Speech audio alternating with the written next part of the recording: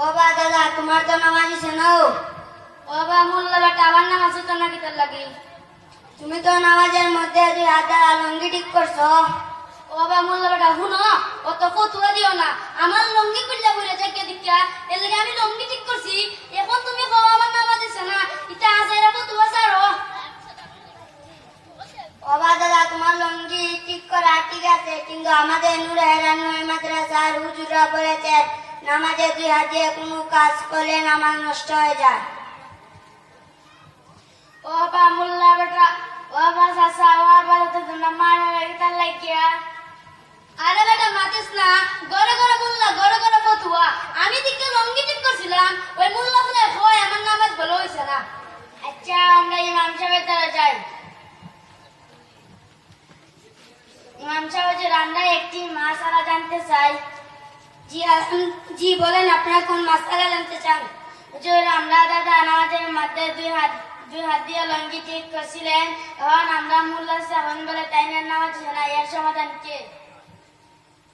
জি আলহামদুলিল্লাহ, আপনারা তো খুবই গুরুত্বপূর্ণ মাসালা জানতে এসেছেন।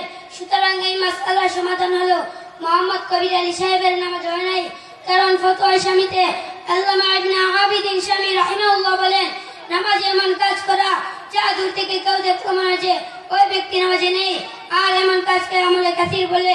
সুতরাং আমলে কাসির করলে নামাজ নষ্ট হয়ে যায়।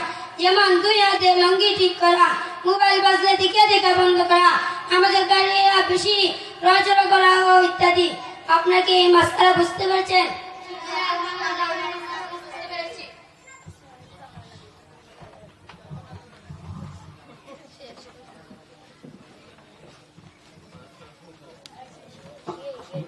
মাশাআল্লাহ, মারহাবা, মাশাআল্লাহ, মারহাবা। আমরা এতক্ষণ যাবত ঈদের নামাজ কিভাবে পড়তে হয় তা দেখলাম, সাথে সাথে একটি জরুরি মাসালাও আমরা শিখলাম। এখন এই ছোট্ট ছোট্ট মাসুম বাচ্চারা এত সুন্দর করে প্রদর্শনী করে আমাদেরকে দেখাইলো, এই জন্যে ওনাদের পক্ষ থেকে রয়েছে, মাদ্রাসার পক্ষ থেকে রয়েছে একটি ওনাদের জন্য হাদিয়াতি দেওয়ার জন্য সবিনয় অনুরোধ করছি। আমাদের আজকের প্রধান বিশেষ মেহমান মুফাসসিরে কোরআন হযরত মাওলানা মুফতি মুশাহিদ আলী কাসিমি দামাত বরকাতুহু মুআজ্জমের হাত থেকে পুরস্কার নেওয়ার জন্য সবিনয় অনুরোধ করছি। ইমাম সাহেব একটু আগে আসেন। সবার জন্য হাদিয়া। সকলে বলি মারহাবা। আরেকটু জোরে বলতে হবে মারহাবা।